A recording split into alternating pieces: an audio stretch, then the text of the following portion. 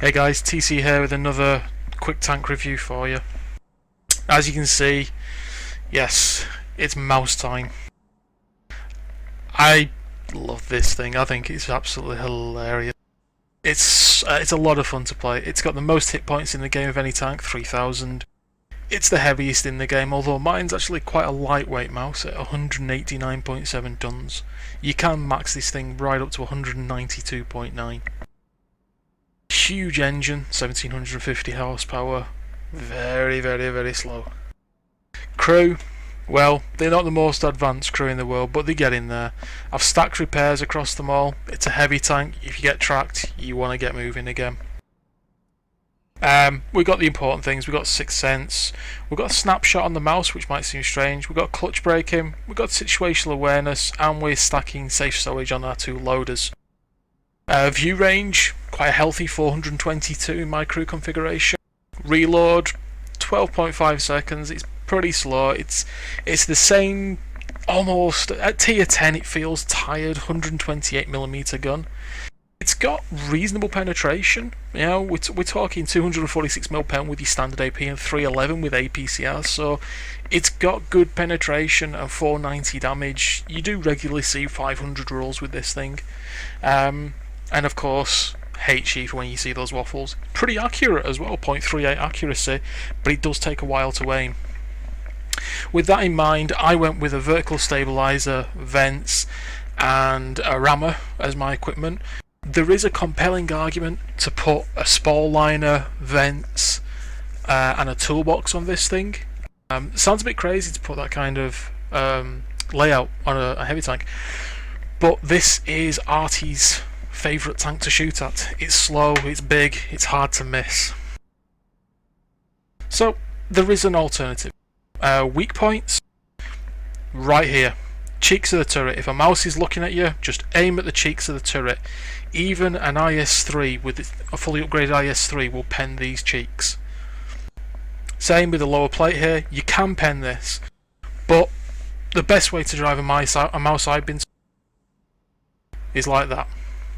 Wiggle it all the time and make sure you angle the turret. If you're facing forward, have your turret pointed like that. Shots bounce like fun. The replay's got some pretty good angling. Well, pretty good angling for me, should we say. So, other than that, ammo loadout. A lot of ammo you can carry in this thing, so I've gone with 10 HE shells. Sounds like a lot, but when you come up against waffles and things, you soon burn through that. APCR, got quite a healthy stock of 17 and 41 AP shells, and then the big repair kit, the big first aid kit, and the automatic fire extinguisher. So, let's move on to gameplay time. Okay guys, here we go. As you can see, it's on Siegfried line. There's a smattering of tier 10s and tier 9s in this game. It's quite a nicely stacked game for the mouse. I'm going to speed it up and get into the action as quick as we can do.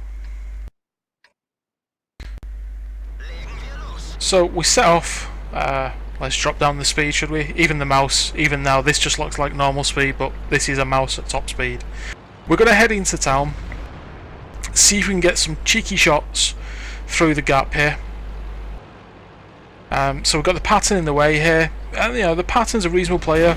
We're trying to get past him, but he takes a couple of shots as we're trying to manoeuvre, accidentally blocking him there. That was our mistake. We bounce the Waffen Panzer 9, and we're waiting for him to poke around the edge. Now, I am doing this slightly wrong because my lower front plate is an inviting target for that WZ-120, but he can't shoot us. There's the 113 there, so we're going to pull back. As you can see, we're just able to look through that small gap, and thanks to the 0.38 accuracy, when the 113 shows himself, like that, we can take his track off and give our team opportunity to do damage to him. Now at the minute, nobody's taken that opportunity. So we hold position, and we wait to see if we can get any better shots. So the 113 did take some damage there though. So he's now down to 1300 health.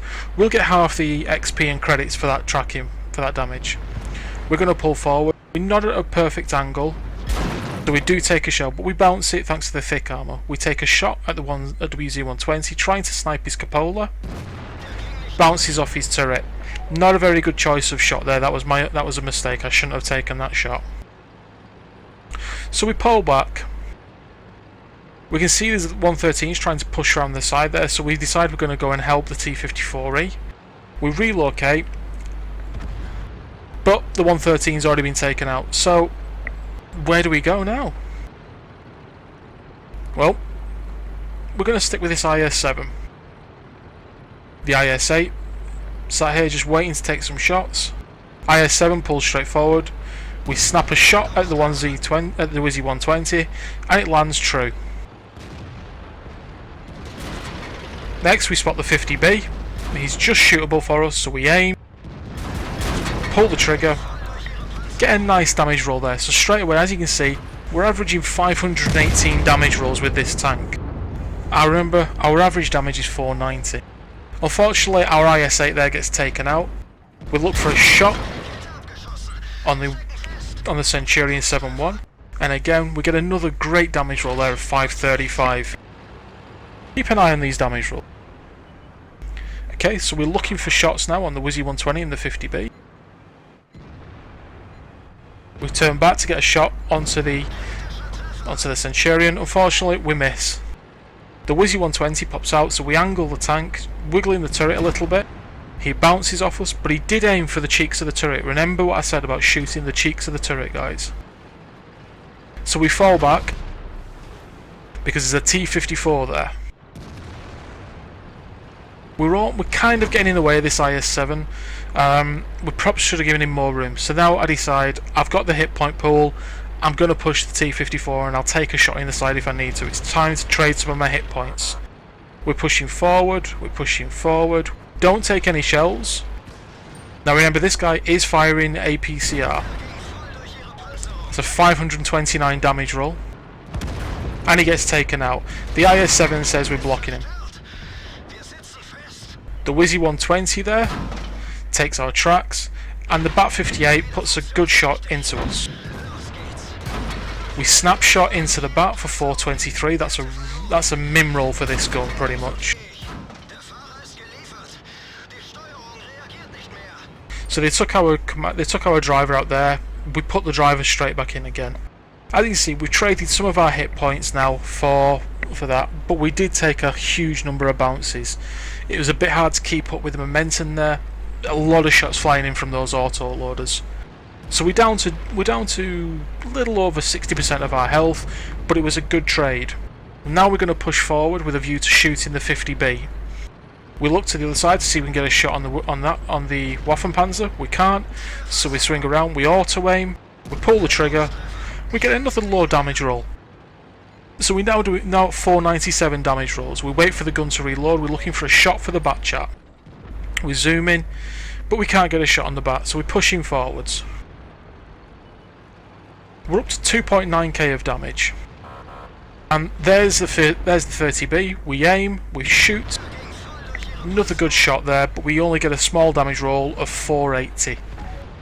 The bat's back. Can we get a killing shot on the bat? He takes our gun out with his shot. He was aiming for the cheek turrets there, as we said, guys. Aim for the cheek turrets. We're up to 3.4k of damage now. WN8 of 2,150. And we're rolling forwards. There goes the bat chat, and there goes the 30B. So, great game there, a 16-5 win. Okay, let's look at the post-game stats for that game. As you can see, we got the spotter medal. It was only a second-class game, but it was quite a good fun game to play there. We got Confederate, and we also got the Steel Wall. We earned 67,752 credits and 2,598k of XP for our double for the first game of the day. On the team score, as you can see, we came top of the team with 866 base experience. And we came top of the team with 3,459 damage. Our detailed report shows we fired 10 shots, of which 10 hit and only 7 penetrated though. We took 14 hits, only 3 penetrated, 11 were non-penetrating, and we blocked a massive 4,680 damage. We spotted one enemy vehicle, and we were able to do 1,481 assistance damage there, and we travelled 1.19 kilometres. As you can see, thanks to the huge amount of crates we made, we're actually able to turn a small profit at tier 10 of 4,470 credits, and with all our bonuses, 130 free XP and 3,897 XP. So, the mouse. Weak tank needs buff? Well, Wargaming seem to think so. They are doing a couple of changes to the armour profile, making it a little bit tougher on the mouse's gun mantle, though they haven't said anything about the cheeks of the turret, which I think are going to remain a weak spot. We'll have to wait and see what they do about that. The grind up to the mouse is quite a nice grind. The 3001P, which is a heavy medium, was a nice tank. I enjoyed playing that. The Tiger P, it's a bit slow, but it's got really nice lower hull armour, even though it's got like a stock Tiger turret, and a very nice 88mm gun. The tier 8 is... I hated the tier 8. I haven't got anything good to say about the tier 8, I'm afraid. It's supposed to be a quicker, more mobile Tiger 2 heavy medium style tank. I can't get on with it. I tried, I failed. It is without doubt, I think, my worst tank in the game. The VK4502B, the infamous shoe tank, is fantastic. The frontal armour of that thing is just unbelievable. And you know, you've seen the likes of Circon and Quickie Baby doing videos where they're actually doing the big heavy tank missions and producing great results. And then the mouse itself is well worth it. So it's the end of the review. Mouse, worth it.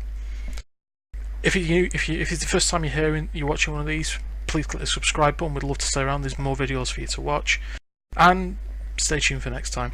Thanks guys, see you later.